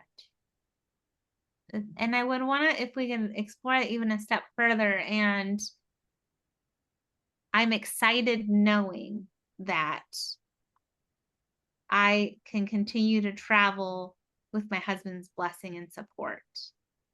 Mm. So Yeah. we've taken out that one piece of it that's like, even though my husband can't do this, so we're not like giving the energy to that. I mean, that's a sad, hard truth, right? Like that's a hard thing that you're dealing with. But like we're not letting the energy of that be the focus. Does that make sense? Yes. How does that feel like a okay for reframe, like with that word choice? It does. Okay.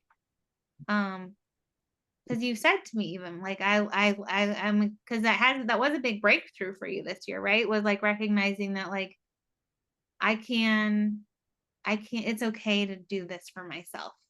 Yes. And he wants this for me. Yes. That was a big breakthrough. Yeah. And we had such a great time.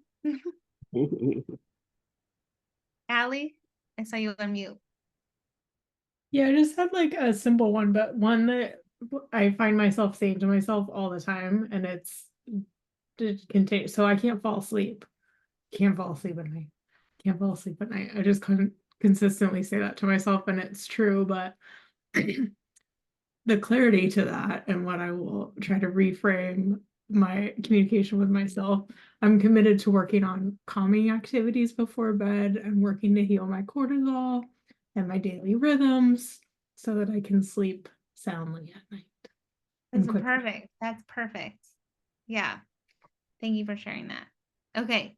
So I want to invite you to, as you're doing this work, to come back to this exercise all year long.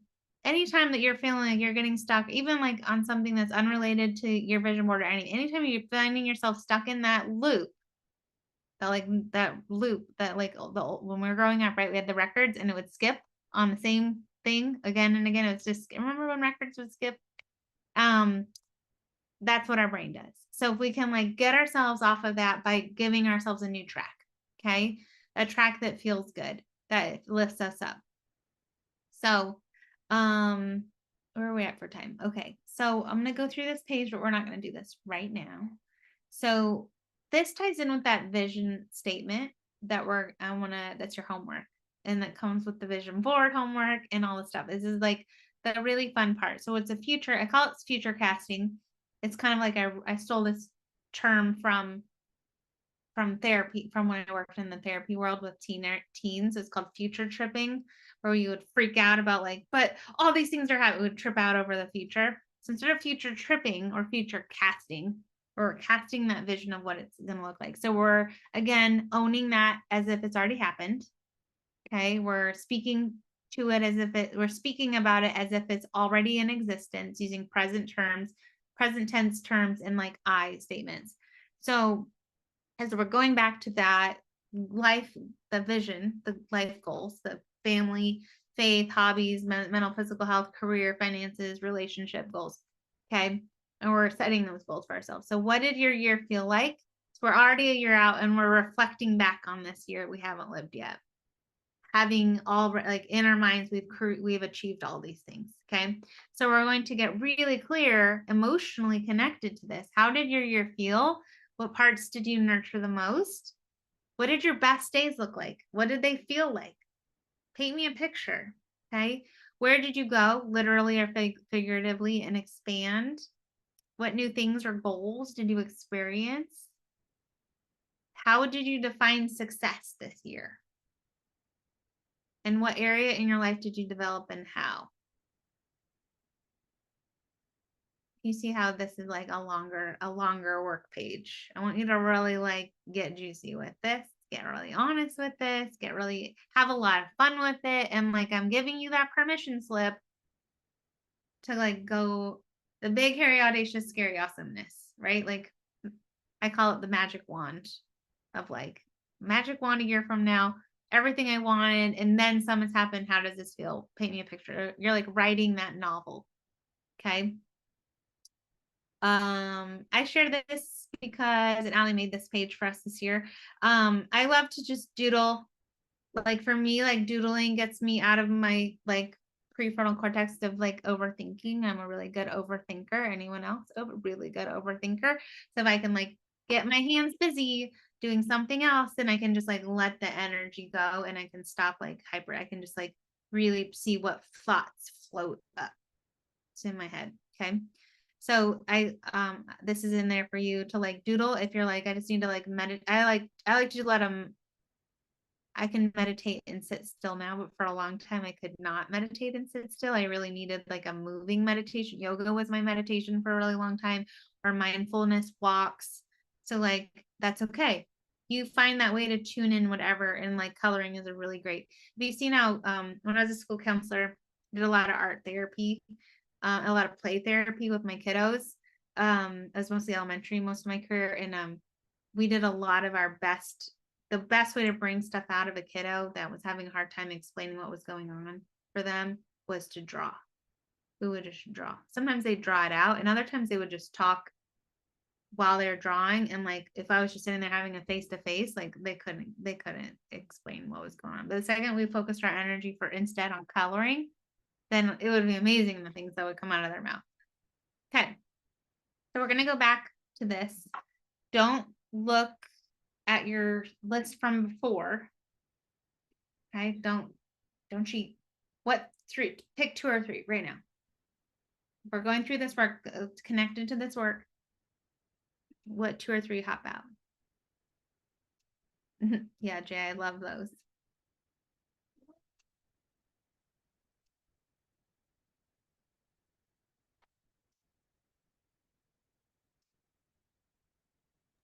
I can't enlarge this and I can't see it. I'm blind. Maybe I can screenshot it and enlarge it. Screenshot. That works. Or you can download the workbook.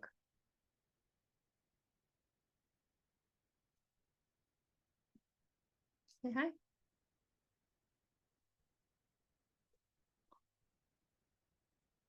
All right, go and put them in the chat.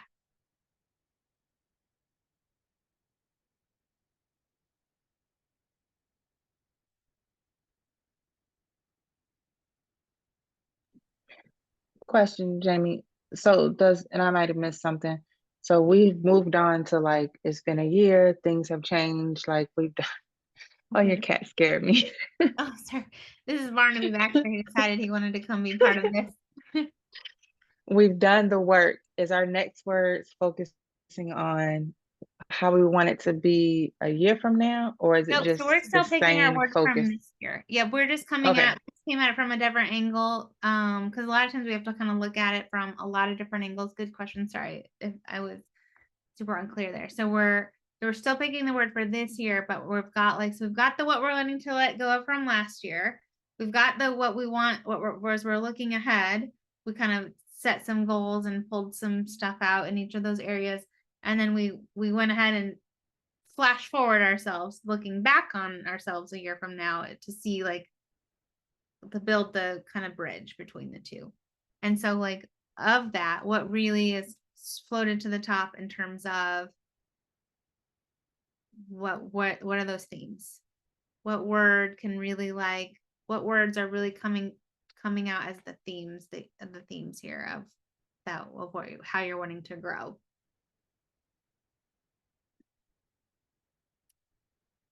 Align, energized, gratitude, expression, passion, power.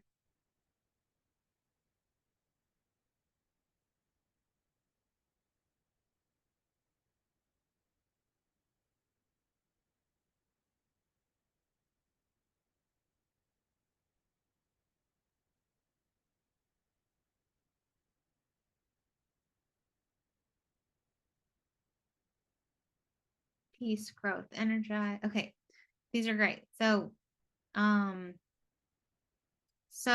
then this is just another place to pull your top 2 or 3 words. Okay, and then I really do I love to open the dictionary or the thesaurus and see all the other words that are synonyms. I'll actually look up the antonyms as well to be what words are, and make sure I use those antonyms to be does this vibe with what I'm really wanting to let go of, right? What I'm is this really, does this hit, you have an energetic hit? Also what are some, what is the definition? And really, because I really want that for me, the goal of this is that your word of the year really pulls you forward in growth in each of those categories and in a really empowering, beautiful way. Barney, you really just want to be part of this, don't you? Okay. And then, so in here is a template for a vision board. And I like to just go through, I think I need to send you guys the template to this vision board. Allie, will you grab me the template link? Okay. I don't think I have that in here. So, and then this is again, we're tapping into this the visual power. We go back to this right here, or you're turning the visual cues, and that's a neural hack for the neuroplasticity. We want to put actual imagery connected to those goals and dreams. Okay. And making sure so funny story, as I was really achieving, it was 2018, 2019, I was really feeling I was crushing any goal I was putting out there. So I'm I'm going to start dreaming even bigger. And I put a TED talk on my vision board. I put Oprah on my vision board. I was I'm going to why not swing for the fences, right? And so I put a TED Talk logo on my vision board, and I didn't know what I wanted my TED Talk to be about. Not it was just I just really thought that would be really cool. And then long story short, I ultimately got reached out by the TEDx Bend coordinators because they came to my adult prom fundraiser and they liked how I could throw a party. And so they asked me to be the event coordinator for the TEDx Bend events, and do their party coordination for the before and afters. So anyway, so I got to be involved at the heart of the TEDx process in Bend, in my old town.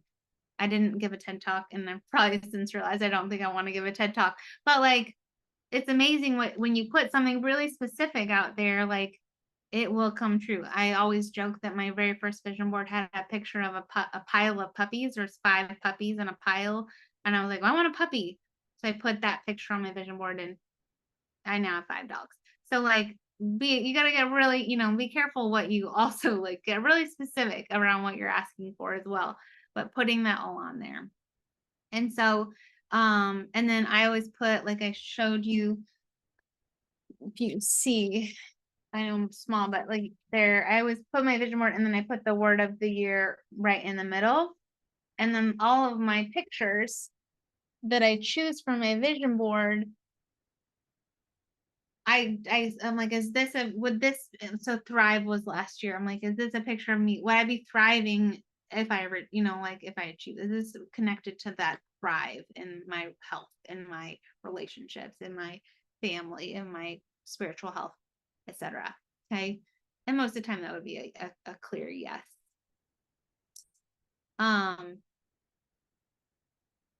So the template, and I want you guys to all, and we'll put this in the Vimeo recording notes as well. But the template for this vision board is right here. So if you click on that, it is like it just has like the photo frames, but really you could just go to Canva and type in vision board, and I'm sure there's a million templates, but that's just the example of that one in the comment in the chat. Okay. And then the very last thing you'll do after everything is create a vision statement. Okay. And that is where you're going to write down in like a long, like a actual full sentence journal entry, basically, of like where we go back to that future casting. Okay. And we're writing that all out. We're writing that out into one like long vision statement where you are putting it in the present, empowered, active tense, and you're writing down that like I am sitting on the stage with my CEO talking about with 500 women of my closest peers or whatever, like whatever you want that vision to look like. Or I am, at my second home on the beach in Hawaii with my parents, and we are drinking Kona coffee while the dogs are snoring and we're watching the dolphins swim in the bay. Like, what is your vision? Okay, write it as it's already happened. Okay. There's something very magical that happens with the energy when you put a dream and a plan out on paper. And I think there's really something powerful that happens when you write it out in finite detail. It's just gonna add this whole extra level of energy. So there are some blank pages for your vision statement here as we wrap this up. We looked at why people fail, but how do people succeed? This is you. You're clear, emotionally attached, you're taking ownership, you're making an action plan, you're using your community, you're making the effort, you're consistent, and you are the living embodiment of a growth mindset. And we're going to just focus on great gratitude for all of that we have. And so there's a little bit more work for you to do, for all of us to do, right? To really get super clear on what that word of the year.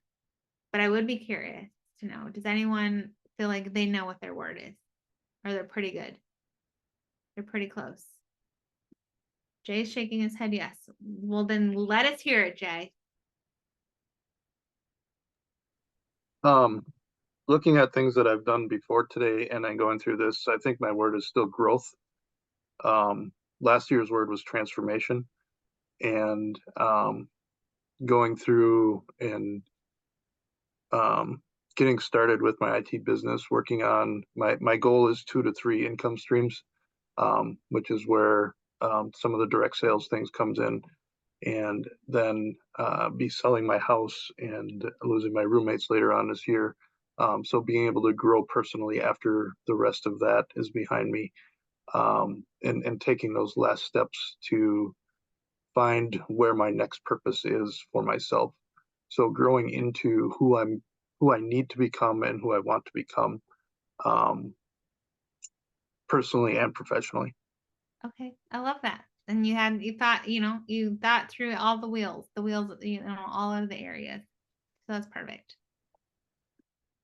Anyone else feel like they know, or they've got their couple they're wrestling with? Me. So when someone tells me pick one, I always have to, because that's just my personality. But my word is forward. My second word is just alignment. But just forward in regards to my relationships, moving forward from my past, moving forward towards, better things, forward towards what God has for me, forward thinking.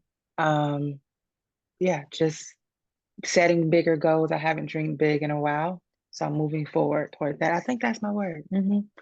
I guess I got one word then. Yeah, forward.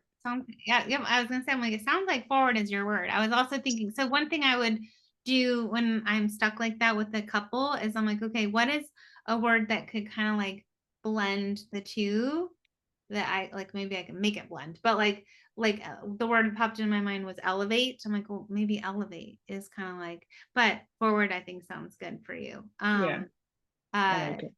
yep, that sounds great. Because And even if things are aligned, I'm moving forward. Like you can't move forward when things aren't in alignment and you're absolutely. working against, what God, the universe is pushing you to do or be. So yeah, it's forward. Yeah, there it is. Yeah. Perfect. Who else?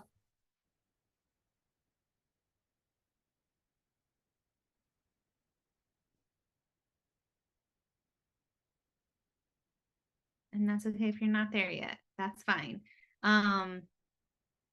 Hey Jamie, Huh? my kid came in. He was like, "Are you on a growth call?" I said, "What do you mean?" He was like, "This sounds like you guys are trying to grow to be better. Are you in a growth call?" Yeah, it's like, yeah, we actually are. That's really cute. I owe you guys some wings this week. You guys, this is really cute. So can I tell a story? So when I call Artina, it shows up for some reason as Roots and Wings. Well, because my Instagram, right, is Roots and Wings Wellness. And so it like shows, my favorite Jamie and Roots and Wings Wellness, and her sons were like, there's a wings place calling. There's a wings. Is this DoorDash? Are we getting wings, Mom? Are we getting wings? And they were like so excited that they were getting wings. And I'm like, what a letdown I am. Like, you're like, it's just Jamie. But if you thought you were really getting wings and like the wing delivery guy was coming, like, Yeah, my 17-year-old came downstairs. She was like, "Hey, I thought we was getting wings. I know." Sabine started arguing. I know you guys didn't eat all the wings. I'm like, there are no wings coming. Like, I'm not joking. It's not a surprise. There's no wings.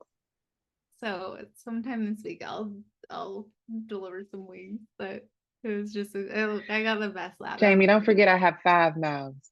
I don't I think know it'll be a lot of you wings. need to put that on yourself. It'll be a lot of wings.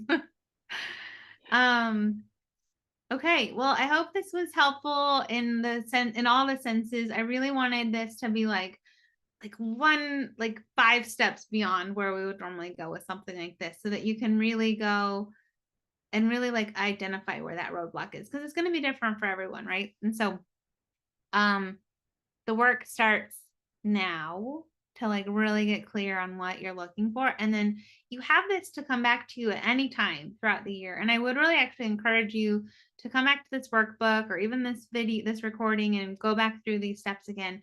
I like to do this quarterly, and to like really look at like, okay, am I on track? Do I want to get even more clear? And do I need to redirect a little bit? Not to ever walk it back, right? That's what happens sometimes. People are like, oh, I set some big goals and it's not going to happen. And so you get a little quite smaller. That's not allowed. Okay. But sometimes we have to be like, okay, I got to well, let's come at this from a couple of different angles. So I'm always here if you have any questions, if you want to chat through this, or if you're like, I'm kind of stuck between this is where I'm stuck, or I can't decide between these keywords, or you just want to talk it out, just like Artina just did. Like, sometimes you just got to talk it out, and then you're like, oh, I already got there. I got there on my own. So I appreciate you spending 2 hours with me on this, and for your patience as we rescheduled. But I I'm just so grateful to get to do this work with all of you. So I hope you have a great rest of your night. Bye. Bye. Jamie, are you still there? Yep.